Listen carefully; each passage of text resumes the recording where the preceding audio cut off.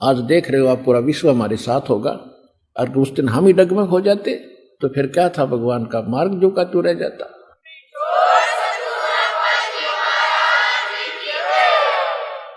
और जो हमारा विरोध कर रहे थे और कर रहे हैं, आज वो भी हमारे भाई बहन हैं। उनको पता नहीं, हमने पता ज्ञान हो गया। वो भी उसी भगवान के बच्चे हैं। ये काल प्रेरणा से वो अपने कर्म बिगाड़ रहे हैं, वो अपने पाप एकत्रित कर रहे हैं। हमने, वो भी दुख है उनका कि वो हमारा तो कुछ बिगाड़ नहीं पाएंगे पर अपना घना नुकसान कर लेंगे। ये परमात्मा का मार्ग है और इस पे परमात्मा ने ये मार्ग डाल बिछा दिया है। तो और इस पे ये राम नाम की गाड़ी चलेगी चलेगी, इसने कोई रोक नहीं सकता। और जिसने भी राम नाम की गाड़ी को रोकने की चेष्टा की है वो अंधा गधा साबित हुआ लास्ट में। अंधा गधा कौन था? हिरण्यकशिपु था। एक का था इकलौता जो है प्रहलाद, और हिरण्यकशिपु राजा था, सिद्धि युक्त था, और ना जाने कितनी सेना उसके साथ थी, सारी पब्लिक उसके साथ थी क्योंकि वो राजा था। लेकिन प्रहलाद उसका पुत्र होते हुए भी वो भगवान का बच्चा था, ज्ञान से पूरा परिचित था कि पिताजी की बुद्धि भ्रष्ट हो गई है, ये भगवान से विरोध कर रहा है, इसका अंत अच्छा नहीं होगा। बहुत समझाया पर माना नहीं। लेकिन पिताजी नहीं माना तो पुत्र भी नहीं माना, वो भी अपने उद्देश्य पे अडिग रहा। तो अंत क्या रहा आपको विदित है।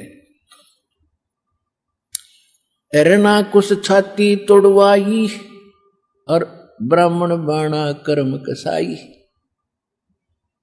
हिरण्यकशिपु ने कहते आखिर में छाती तोड़वाई भगत गेल टकरा के, और भगत ब्राह्मण को आवे और कर्म इसे बुरे, ऐसी बुरी सोच।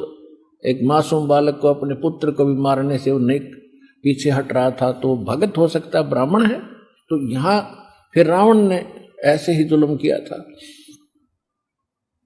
तो कहने का भाव ये है कि जो भगवान के मार्ग में बाधक बनते हैं वो अंधे गधे होते हैं, उनको अकल नाम की चीज नहीं होती। एक समय एक अंधा गधा रेल की पटरी पर के बीच में खड़ा हो गया। अब अंधा गधा क्या करता है, जब उसको कोई डिस्टर्ब करता होता है, कोई छेड़छाड़ करा करे, तो जिधर से उसको आहट आती है कि इधर कोई शरारती तत्व है, उसी तरफ दोनों पैर कर लिया करे अपने पिछले, और कोई छेड़ाछाड़ी करे तो दोनों दुलत्ती मारा करे, मारता है। इसी प्रकार उसने देखा कि तू जहां खड़ा है तेरे बैक साइड से, दूसरी साइड से कोई गड़बड़ हो रही है, गाड़ी आ रही थी गड़गड़ करती हुई। वो गधे ने उसी तरफ दुलत्ती कर ली, दोनों अकाण देश को निकट में रहे। अब वो निकट आया तो उसने, इंजन निकट आया, गधे ने दोनों दुलत्ती मारी गाड़ी को रोकने के लिए, अपने से दूर भगाने के लिए। लेकिन उसको ये पता नहीं था, अंधे तू रेल के मार्ग के बीच में खड़ा है, उठा के पटक दिया। तो जो इस भगवान के मार्ग में जो बाधा करने की चेष्टा करेगा वो अंधा गधा होगा, उसका अर्थ अच्छा नहीं होगा। तो जो प्रसंग चल रहा है हम उसी पर आते हैं। परमात्मा की शरण में जो भी भक्त एक बार आ जाते हैं उनको परमात्मा पार करके छोड़ता है। एक बार तो उसकी शरण में किसी युग में आ गया तो उसको पार करके ही छोड़ेंगे। तो जैसा कि परमात्मा कहते हैं, जो जन मेरी शरण है ताका हूं मैं दास, और गेल गेल लाग्या फिरूं जब तक धरती आकाश। जैसा कि सत्संग में दास बहुत बार सुनाता है, धर्मदास जी का प्रसंग, और ये इतना बड़ा प्रसंग है कि एक दिन में पूरा नहीं होता। परमात्मा की महिमा को समझने के लिए हमें बहुत समय चाहिए।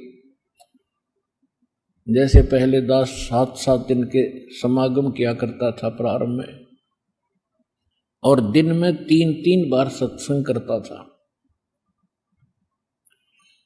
तब कुछ आंशिक महिमा भगवान की 7 दिन में परमात्मा की वाणी को पढ़कर सुना के समझा पाया करता था। उसके बाद फिर परमात्मा ने दया करी कि इन सदग्रंथ जो हमारे गीता, वेद, पुराण, कुरान, बाइबल, गुरु ग्रंथ साहिब, इनका ज्ञान कराया। फिर दास ने ये सोचा कि जब तक इस परमात्मा की महिमा हमारे पवित्र सदग्रंथों से नहीं तोली जाएगी, जांची जाएगी, तब तक हमारा साथी नहीं हो पाएगा कोई भी। तो उसके लिए परमात्मा ने उसी समय ये ऐसे बढ़िया इंस्ट्रूमेंट बनवा दिए, प्रोजेक्टर, ये इलेक्ट्रॉनिक मीडिया चैनल, और अब ये मोबाइल, टेलीविजन, ये मेमोरी कार्ड। तो इनके सहयोग से फिर दास ने पहले ये बताना चाहा कि कबीर इज गॉड। यदि हम परमात्मा की महिमा वाली वाणी से ही, गरीबदास जी की वाणी से हम आपको समझाने चाहते तो आपके मन में कोई ना कोई दोष भरा रहता। सुख तो भगवान देता ही देता है, ये तो इसका स्वभाव है। और सुख होते रहें और एक दुख भी हो जा किसी कारण से, तो फिर आप अन्य स्थान पर चले जाते। ज्ञान संपूर्ण होया नहीं और हृदय नहीं छदाए, देखा देखी भक्ति का वही रंग नहीं ठहराए। इस दास को सन 2000 के अंदर प्रेरणा हुई थी परमात्मा की, कि परमात्मा की एक वाणी पढ़ा करते थे हम कि वेद मेरा भेद है, मैं ना मिलूं वेदन के माही, और जौन वेद से मैं मिलूं ये वेद जानते नहीं। इस वाणी का भावार्थ है कि मेरी महिमा वेदों में परिपूर्ण है। वेद जो हैं ये वेद मेरा ही भेद बताते हैं, मेरी ही महिमा की जानकारी देते हैं, लेकिन इन वेदों में मुझे प्राप्त करने की वो मेथड ऑफ वर्शिप नहीं है, पूजा की विधि नहीं है, क्योंकि वो पूजा की विधि परमात्मा ने सूक्ष्म वेद में बताई है, और जो काल ने सूक्ष्म वेद समाप्त कर दिया था उसकी पूर्ति करने के लिए परमेश्वर को स्वयं आना पड़ता है। उसके लिए वेद भी प्रमाणित करते हैं। ऋग्वेद मंडल नंबर 9 सूक्त 94 के मंत्र 1 में कहा कि वो परमात्मा सतलोक से चलकर यहां आता है, अपनी महिमा की वाणी कवियों की तरह आचरण करते हुए बोलता रहता है, घूमता फिरता है। ऋग्वेद मंडल नंबर 9 सूक्त 95 मंत्र 2 में कहा कि वो परमात्मा अपने मुख कमल से वाणी द्वारा ज्ञान सुना सुना कर प्रेरित करता है भक्ति के लिए, और वो भक्ति मार्ग के गूढ़ मंत्रों को, गुप्त मंत्रों को सार्वजनिक करता है। परमात्मा कहते सो हम शब्द हम जग में लाए, सार शब्द हम गुप्त छुपाए। कि वेदों में ये मंत्र नहीं था, सो हम मंत्र किसी वेद में, गीता में नहीं है, किसी भी सदग्रंथ में नहीं है।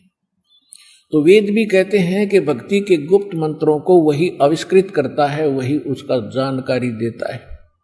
और परमेश्वर ने स्वयं 600 वर्ष पहले कहा था कि सो हम शब्द हम जग में लाए, और सार शब्द हमने गुप्त छिपाए।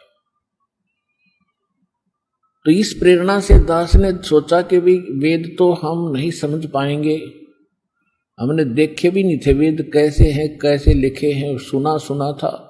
श्रीमद् भगवत गीता को हम मानते थे कि चारों वेदों का ये सारांश है। तो दास ने सोचा था कि कुछ गीता में अवश्य मिलेगा, जब वेदों का सारांश है तो गीता और वेद एक ही है। इस उद्देश्य से दास ने श्रीमद् भगवत गीता को परमात्मा के द्वारा दिए गए उस ज्ञान दृष्टि से देखा, उस रोशनी से देखा, टॉर्च से, गहरी नजर से देखा। ओहो, दास को उस दिन जो खुशी हुई थी उसका कोई वर्णन किया नहीं जा सकता। उद्देश्य ये था कि दाता, अर्ज ये थी परमेश्वर से दास की कि यदि आपकी महिमा सत्य, आपकी वाणी सत्य, आप सत्य, आपका ज्ञान सत्य, आप भगवान सत्य, और दास देख रहा है ऐसे ऐसे सुख दे रखे थे जो शरण में आए थे उस समय, ऐसे ऐसे संकट उनके दूर कर दिए थे, सोच भी नहीं सकते। लेकिन जब तक आपकी महिमा परमात्मा इन हमारे सदग्रंथों से नहीं मिलेगी, आपको आपके बच्चे समझ नहीं सकेंगे।